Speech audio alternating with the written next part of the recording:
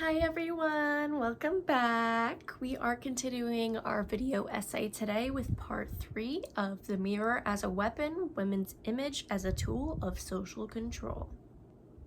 Alright, let's get into it. So today we're talking about the double bind or the doubled standard, right? How do you win a game where every move is wrong? When standards are constantly shifting and often contradictory, perfection becomes unattainable. The result is that many women keep striving toward an ideal that remains just out of reach. So it can sound like, be confident, but don't be full of yourself, or speak up, but don't be bossy, right? So the standard isn't just high, it's internally contradictory. Attractive, but not too attractive, right? So women are praised for being beautiful and taking care of themselves, but if you get creative with it, people think you are trying too hard and asking for attention. What exactly is the right amount? There is no right amount, right? Like anything, it's a spectrum, and they both show different kinds of beauty. Thin but curvy, right? You have to check off all the things on the list, which are impossible things that contradict each other, like a flat tummy and a big butt. But like, if you're heavier, you're gonna have a little tum-tum. You know what I'm saying? So many of these traits are influenced by genetics and can't simply be chosen or achieved simultaneously. So that too, like, Zara Larsson recently said that like people asked for her workout routine and she was like, it's literally just genetics. And I saw that and I was upset because like I want her body, but at the same time, like, she's kind of right. Like, if my body is not able to look, I'm just not supposed to look like that. I'm supposed to look like this, and that's okay. And it's okay that we don't look exactly the same. We're still both really beautiful, you know? Continuing. Natural but effortless. Women are praised for looking natural, but natural often means that they spent over an hour getting ready, right? So we have here a picture of the no makeup look that has been viral for like a couple of years now. And basically, like, a man would look at this picture and think she's not wearing any makeup, but she got a full beat on right here. I got a full beat on right here. I mean, I know you can tell because I'm dramatic with it, but like, that's a full face of makeup. Young but mature. Be youthful but not childish. Be mature but don't look old. Smile but don't have wrinkles. Age but don't look like you have. So this goes back into what we talked about last time with aging, and I picked a picture here of a young lady and an older man because of the pedophilia issue in society. And I think that it carries out. Like, I think if you are a 60-year-old man and your partner is 22, I think it's like a little pedophilic, right? Like, they're not a child, but they are that much more naive to life than you. And it just really does not make a ton of sense to me. Not that there aren't exceptions, okay? But like, for the most part, it's just like, it gives you makes me a little concerned for the girl when I see things like this. So we also have to be sexy but respectable. Too covered, girl, you're a prude. Too revealing, you're an attention-seeking whore. The acceptable line often shifts depending on the audience, culture, or moment. So why are we even adapting to the shifts?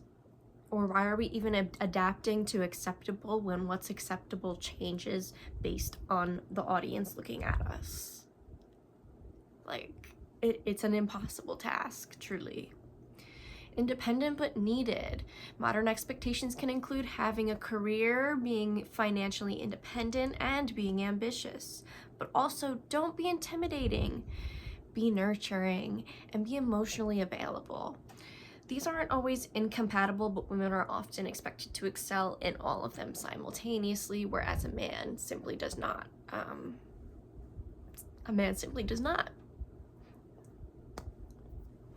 And also, how can a woman be financially stable when she's making 75 cents to a man's dollar and working 6 times as hard because she has to do all of this stuff too?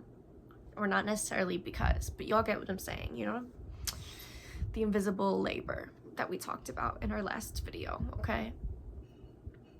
Then there are expectations around motherhood. So if you decide not to have children, people will tell you, you'll change your mind, but maybe you just don't want to. Then women with children, they're like, how do you balance it all? Because you have to have a job, but then if you're at your job too, shouldn't you be home with your kids? Who's taking care of your kids at home? But then if you're a stay-at-home mom, what do you do all day? You don't work. So no matter what choice you make, criticism is gonna follow you. And that's just part of being a woman, I'm afraid. Here we're talking about aging in a little bit of a different context. So basically, young women hear a lot of, you'll understand when you're older, as if they're naive and inexperienced because of their age or appearance. And older women often hear that they're past their prime or are pushed those ideas by the media that we see. Women are often encouraged to age gracefully while being sold products designed to hide every sign of aging, right? So we talked about all of the products and industries that are thriving off of women's insecurities, specifically making them feel like they have to look young.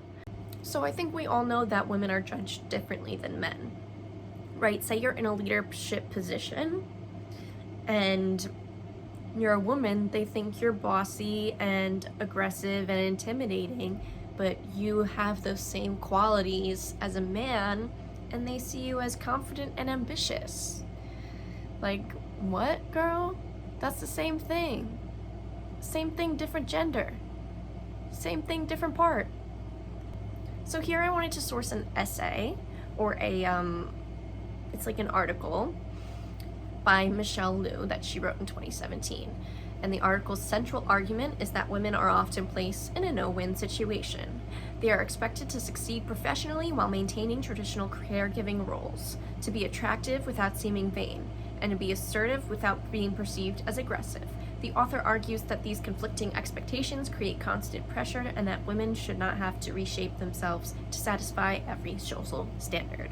So basically, everything we've been saying here, but there's some strong images that I wanted to include. So here we'll see work and the stereotypes based off what a woman wears to her work. And then we have appearance, relationships, and sex. And it's kind of both extremes of how you can never be right as a woman. And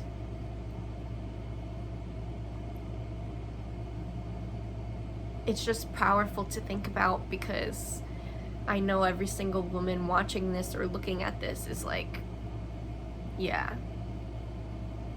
And it's so universal, yet it's such an issue in society. And like, we deserve to feel safe.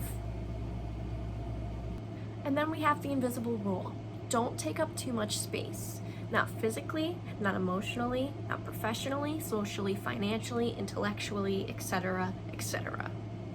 There's no space for us. We don't fit in any of the spaces in between, and we are stuck at the extremes of it just having to be wrong all the time. So how do you satisfy expectations that contradict each other? You don't. You can't. So maybe women aren't failing impossible standards. Maybe the standards are impossible by design. And if every path leads to criticism, then perfection isn't the goal. What is the goal then? The goal is to keep women trying. The goal is to keep women trying. The goal is to make you feel like you're never enough, to make you feel like you need to buy these things and support these industries.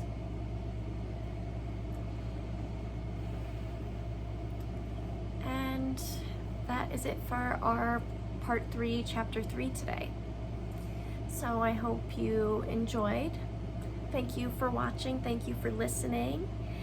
And I hope you have a good night or a good day or whatever time it is, wherever you're at, whenever you're seeing this. Okay? Ciao.